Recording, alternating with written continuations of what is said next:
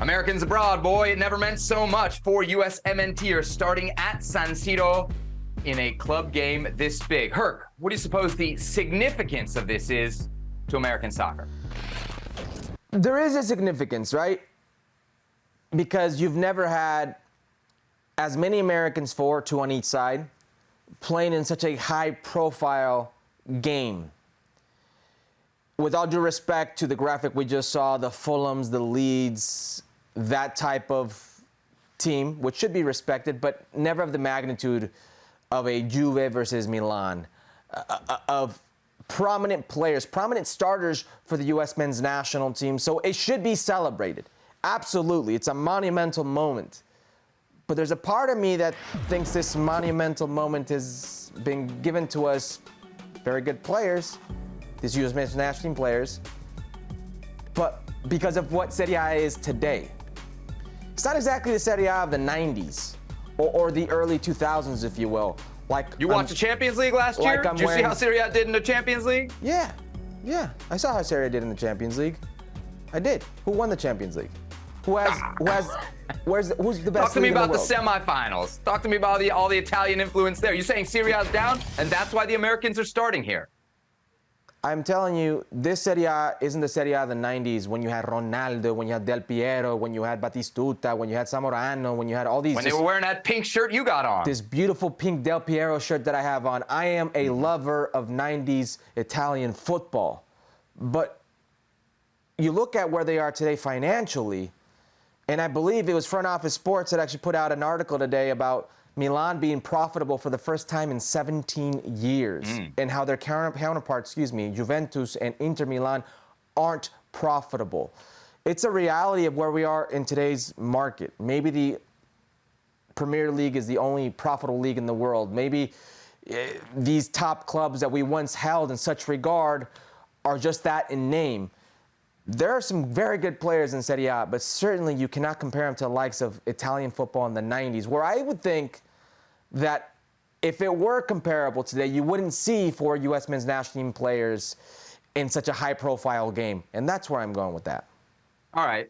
I would think that this is kind of the best proof you could have of this golden generation, right? That the expectations that we've been talking about for a long time are starting to be fulfilled. And if I'm a U.S. fan, the thing that stands out here is it's not one guy. It is four guys in a game this big. That's unprecedented, Herc, for American soccer.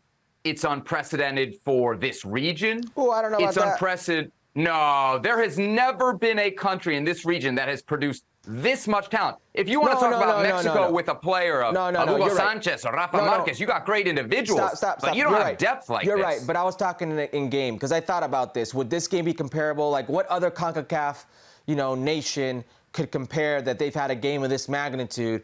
And it's the Champions League final, Barcelona versus Manchester United, when you have Rafa Marquez and Chicharito. But those are two players, one on each side, right? But that would be the end all to this conversation, if you will. But there's four on this side, and there are four quality players. Yes. Correct me if I'm wrong. I believe Chicharito's Champions League final was after Rafa Marquez had left Barcelona. We will we'll check that here. But to me, the point stands. Like, if you're an American soccer fan, you have reached a different level, right? This is the level of, if you want to take the blue bloods of World Cup soccer, right? The teams that have won a World Cup and you put them to the side. You're talking about countries like Croatia, Netherlands, Belgium that produce this much talent and place them in the biggest leagues in the world. If the United States is doing that, then they're in another category. They're not in the elite, but they are in, at least from a talent perspective, Herc, the type of country that could aspire to make a run to a semifinal or a final of a major tournament, because this is the type of talent that you need to compete in those major tournaments. Not only has the United States, Herc, never had this before, no one in this region has been close to having it. And that, I think, is the importance, especially if you think about what's happening right now in this region. If you're Canada, if you're Mexico, if you're anybody else in CONCACAF, you are definitely, from a talent pool standpoint, looking way up at American soccer.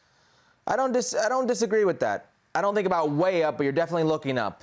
You mentioned some of those countries. I mean, Korea's had some of those players and some of playing in some of the best leagues in the world, some of the best teams in the world, and you wouldn't necessarily call them a power.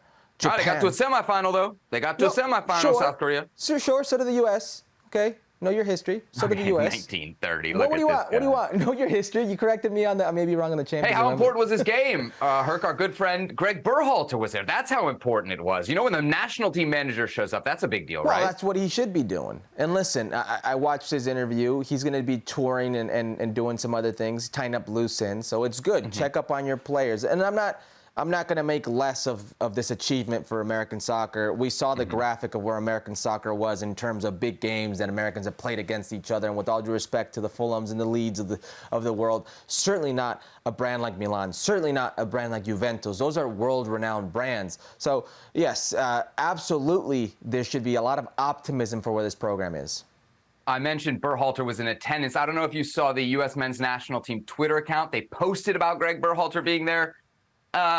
Check the comments. Just read the comments, Herc. You'll get a good laugh out of it. If the Federation was thinking people would forget why they didn't like Greg Berhalter, I think the comments there would suggest they certainly have not. You didn't like the interview? Hey, no, I always like a good Greg Berhalter chat. In fact, I'd love to get him on this show as we've had him in the past. That would be wonderful.